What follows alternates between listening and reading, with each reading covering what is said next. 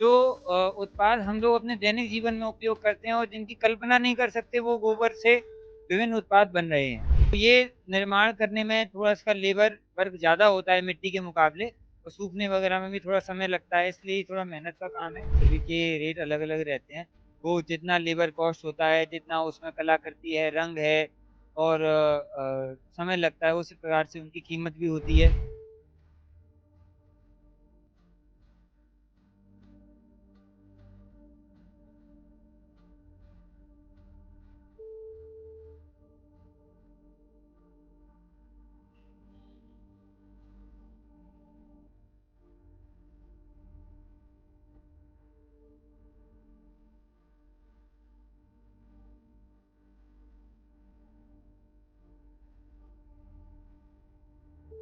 नमस्कार दोस्तों, मैं संजलि सिंह और आप देख रहे हैं टीएनएफ टुडे। जैसे जैसे दिवाली का त्योहार नजदीक आ रहा है, लोगों में उत्साह देखा जा सकता है। घर घर में बच्चों से लेकर बड़ों तक सभी में उत्साह बरकरार है। जैसा कि देखा जा सकता है कि हिंदू धर्म के अनुसार घर घर में दिवाली वाले दिन लक्ष्मी गणेश का पूजन किया जाता है। इसी चीज को मद्देनजर रखते हुए आगरा नगर निगम वालों ने एक नई पहल शुरू की है, जिसमें नगर निगम के ऑफिस में 100 में उत्पाद का काउंटर खोला गया है। आप यहाँ देख ही रहे होंगे कितने विभिन्न-विभिन्न प्रकार की यहाँ चीज़ें सामान रखे हुए हैं, जो आपको गाय के गोबर से बने हुए हैं। आइए हम कुछ लोगों से बात करते हैं और जानते हैं इन उपकरणों के बारे में। मेरा नाम लोकेश है और मैं लव यू ज़िंदगी फाउंडेशन से और गौ सेवा से जुड़ा हुआ कार्यकर्ता हूँ, और नगर निगम की प्रेरणा से हम लोग ये विभिन्न प्रकार के उत्पाद बना रहे हैं। सर, जैसा कि मैं यहाँ देख रही हूँ, यहाँ गौ के गोबर से काफ़ी मात्रा में उपकरण बनाए गए हैं। तो मैं ये जानना चाहूँगी सबसे पहले कि आपके नगर निगम की गौशालाओं में गायों की संख्या हमारी नगर निगम की गौशालाओं में, सरकारी गौशालाओं में बहुत संख्याएँ हैं। लगभग 1000 की संख्या कान्हा गौ 1000 से ऊपर की संख्या कान्हा गौशाला में है, जिनमें क्या है कि हम लोग सेवा कार्य के रूप में विभिन्न गौग्रास भी वहाँ पहुँचाते हैं, और उसको देखते हुए नगर निगम ने और फाउंडेशन ने यह तैयारी की कि गाय के लिए भोजन तो पहुँच ही रहा है, वो खाना तो खा ही रही हैं, लेकिन इसके माध्यम से वो स्वावलंबी भी बने, वो दान का पात्र नहीं बने, इसके लिए क्या होना चाहिए? तो उन्होंने विभिन्न-विभिन्न प्रकार के उत्पाद बनाए हैं, जो उत्पाद हम लोग अपने दैनिक जीवन में उपयोग करते हैं और जिनकी कल्पना नहीं कर सकते, वो गोबर से विभिन्न उत्पाद बन रहे हैं। सर, मैं ये जानना चाहूँगी कि आपको इस चीज़ का विचार कैसे आया और कब से आपने इस चीज़ का मन बनाया कि इस तरह के भी उपकरण बनाए जा सकते हैं, इस तरह से भी मूर्तियाँ बनाई जा सकती ये जो कांसेप्ट है, ये कोई नया कांसेप्ट नहीं है। शास्त्रों में कहा गया है कि गोबर में लक्ष्मी जी का निवास है और गौमूत्र में भगवान धन्वंतरी का निवास है। तो ये जो चीज़ है, ये बहुत समय से हमारे पारंपरिक लोग करते चले आ रहे हैं। छोटे-छोटे उपले, कंडे, बायोगैस का निर्माण, ये बहुत समय से होता आ रहा है। इसमें शोध जब हुई, तो विभिन्न शोधों के माध्यम से, विभिन्न शोध संस्थान, वैज्ञानिकों के माध्यम से ये पता चला कि गोबर के अंदर देसी गाय के गोबर के अंदर बहुत सकारात्मक ऊर्जा भी होती है और कई तत्व छिपे होते हैं। तो उन्हीं को खोजते हुए, जैसे कि देसी गाय के गोबर से पेंट, उसके माध्यम से विभिन्न प्रकार के दीपक, उसके माध्यम से धूप बत्तियाँ, विभिन्न कलाकृतियाँ, पेपर, ये सब का निर्माण किया गया है, और मार्केट में इनकी काफ़ी अच्छी डिमांड है। और जैसे आप जानते ही हैं, सीएनजी वगैरह जो गैसें हैं, वो भी देसी गाय के गोबर से बनती हैं, और जो इसकी प्राकृतिक खाद बनती है, उसमें किसी प्रकार का हानिकारक तत्व नहीं होता, जिससे कोई बीमारियाँ हमारे शरीर में नहीं आती। है। किस-किस तरह की मूर्तियाँ आप लोग बनाते हैं? ये देखिए, आप हमारे सामने गोवर्धन जी महाराज हैं। ये मूर्ति बनाई गई है। गोबर से जो मूर्तियाँ बनती हैं, उसमें मैदा लकड़ी और ग्वारगम मिलाया जाता है, जिससे कि उसके अंदर बाइंडिंग एजेंट होता है और वो बन जाती है। तो ये निर्माण करने में थोड़ा इसका लेबर वर्क ज़्यादा होता है मिट्टी के मुकाबले, और सूखने वगैरह में भी थोड़ा समय लगता है, इसलिए ये थोड़ा मेहनत का काम है। और विभिन्न प्रकार की आप देखेंगे कि वर्क है जो हमारे सामने है। ये प्रकार की घड़ियाँ हैं, हैंगिंग लैंप हैं, बंधन बार हैं, लक्ष्मी गणेश जी की मूर्तियाँ हैं, और ये राधे-राधे की जो कलाकृति है, ये विभिन्न प्रकार के दीपक हैं, राम दरबार है, लक्ष्मी गणेश जी की मूर्तियाँ हैं, ये हवन सामग्री है, ये इसमें भी देसी गाय का पूत है। तो ये सब विभिन्न चीज़ें हमने देसी गाय के गोबर से। सर, इन सभी उपकरणों को बनाने के लिए कितने लोगों की आवश्यकता पड़ती है? इसमें जैसे-जैसे गौशाला में कार्यकर्ता हैं, वहाँ लोकल कार्यकर्ता हैं, सेल्फ हेल्प ग्रुप हैं, उन सबको जोड़ा जाता है। वहाँ के लोकल कार्यकर्ताओं को, लोकल लोगों को, लोकल महिलाओं को स्वावलंबन बढ़ाने के लिए भी वहाँ ट्रेनिंग दी जाती है। तो कहीं पे कार्यकर्ता कम होते हैं, कहीं पे कार्यकर्ता ज़्यादा होते हैं। तो सभी जगह आगरा में जितने भी लोग बना रहे हैं, उन सब का उत्पाद हम लोगों ने यहाँ पर रखा हुआ है और नगर निगम अपनी-अपनी गौशाला में उन्हें प्रशिक्षण भी दिलवाता है। इस प्रकार के कई सारे प्रकल्प नगर निगम कर रहा है, फाउंडेशन कर रही है। तो जैसे ये गोबर से जब ये बनाई जाती हैं मूर्तियाँ, तो इन्हें सूखने में कितना समय लग जाता है? सूखने में धूप तेज़ होती है तो 3-4 दिन के अंदर ये सूख जाती हैं। लेकिन जैसे संविदा होती है, संविदा में थोड़ा ज़्यादा टाइम लगता है और मूर्ति में भी थोड़ा लगता है टाइम। तो 4-5 दिन के अंदर ये 1 हफ्ते में मैक्सिमम सूख जाती हैं।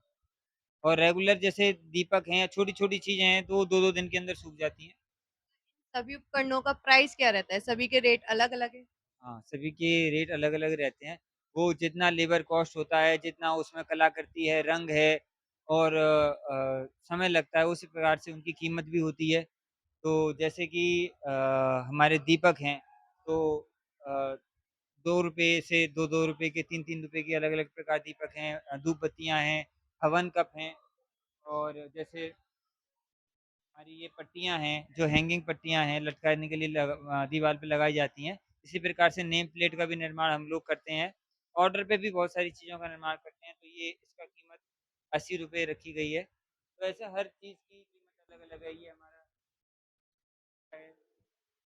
तो ये वास्तु के रूप में बनाया गया है कि वास्तु वर्धक भी है और दोष निवारक भी है। तो इस प्रकार से कलाकृति का भी रूप में है ये।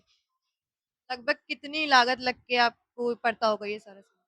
इनमें दीदी सबसे बड़ी बात ये है लेबर कॉस्ट लगता है, इनमें मेहनत लगती है बहुत। तो लोग कहते हैं कि गोबर का उत्पाद है, आपका क्या पैसा लगा है इसमें? तो गोबर तो देसी गाय फ्री में देती है, तो उसमें क्या आपका पैसा लगता है? लेकिन इसमें सबसे बड़ी बात ये बनता नहीं है और इसको खड़ा करने में क्योंकि आप देखिए गोबर कैसे बंधेगा? एक स्ट्रक्चर उसका कैसा तैयार होगा? तो उसको तैयार करने में काफ़ी मेहनत लगती है, तो उस जो मेहनत समय लगता है, उसका इसमें शुल्क रहता है। सर आप इस दिवाली पर लोगों को क्या संदेश देना चाहेंगे इन मूर्तियों के ज़रिए? मैं सभी लोगों से ये कहना चाहूँगा, यदि आप गौमय उत्पाद को अपनाते हैं, तो आप गायों को दान का पात्र नहीं बना रहे हैं क्योंकि गौशालाओं की स्थिति ये है कि वहाँ पे गायों के पास खाने के लिए भोजन नहीं है, उनके पास हमेशा वो दान के लिए मोहताज उन्हें रहना पड़ता है कि कोई न कोई वहाँ गौशालाओं में दान दे के जाए। अगर आप उनके उत्पाद स्वयं खरीदेंगे तो अपने आप उनका उत्पाद जाएगा और वो उत्पाद में जो कार्यकर्ता लगे हुए हैं, एक तो उनका स्वावलंबन बढ़ेगा और उन स्वावलंबन के माध्यम से उन गौशालाओं के लिए भी पैसा जाएगा। तो इस दोनों चीज़ें होंगी, उन दोनों चीज़ों के माध्यम से हमारा विकास होगा, राष्ट्र निर्माण होगा और गायों के लिए इसके माध्यम से हम धीरे-धीरे कुछ गौग्रास भी पहुँचाते हैं, तो वो भी वहाँ पे स्वावलंबन होता है।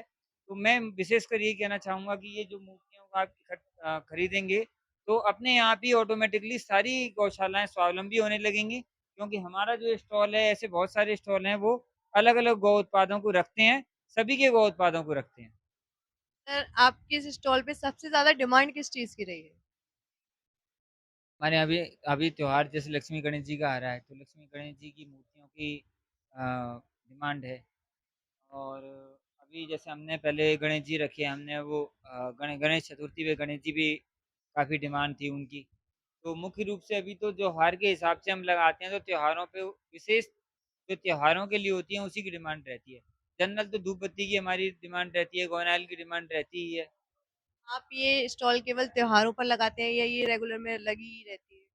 ये विशेषकर हम त्योहारों पे तो निश्चित रूप से लगाते हैं, लेकिन कभी-कभी जब ऐसा हमें लगता है कि कुछ त्योहार वैसा है या कुछ कार्यक्रम होने वाला है जनरल भी हम इसको कुछ समय के लिए नगर निगम में थोड़ा खोलते हैं। निश्चित समय हमारा रहता है, उस समय हम इसको सर ये जो आपका प्रयोजन है, ये आप कब से शुरू किया? आपने कब से शुरू ये हमने हमें समय हो गया लगभग 1 साल हो गया और 1 साल में हमने मतलब इस इवेंट को कई बार हम कर चुके हैं, तो यहाँ पे अच्छा रिस्पॉन्स भी आता है। सर जैसे कि आपकी ये स्टॉल लगी हुई है नगर निगम में, तो लोग क्या यहीं आकर खरीदते हैं या फिर कोई और सुविधा भी लोगों को दी जाती है? यहाँ से भी उपलब्ध हैं और उनके घर पे भी उत्पाद को पहुँचाया जाता है। होम डिलीवरी की भी सुविधा उपलब्ध है। बहुत ही रियायती दरों में होम डिलीवरी की सुविधा उपलब्ध है। तो इसका होम डिलीवरी के लिए अगर आप देते हैं तो उसका कोई चार्जेस वगैरह भी होता होगा? हाँ, चार्जेज़ रहता है, बहुत कम चार्ज रहता है। तो जैसा कि आपने देखा, यहाँ नगर निगम के द्वारा गौमय उत्पाद में काफ़ी शानदार-शानदार मूर्तियाँ भी बनाई हैं। मूर्तियों के साथ-साथ इन लोगों ने काफ़ी अच्छे-अच्छे उपकरण भी बनाए गए हैं, जिसमें आप देख सकते हैं यहाँ काफ़ी तरह के दिए बनाए हुए हैं, अलग-अलग ये सामान बनाए हुए हैं। यहाँ पे आप देख पा रहे होंगे कितनी सुंदर-सुंदर यहाँ घड़ियाँ रखी हुई हैं। इतनी सुंदर-सुंदर मूर्तियों के साथ-साथ काफ़ी अ, चीज़ें रखी हुई हैं यहाँ पर। तो मैं आप सभी लोगों से कहना चाहती हूँ कि इस दिवाली इको फ्रेंड दिवाली को ज़रूर अपनाएँ और नगर निगम आकर इन सामानों को ज़रूर खरीदें। Bureau report TNF today.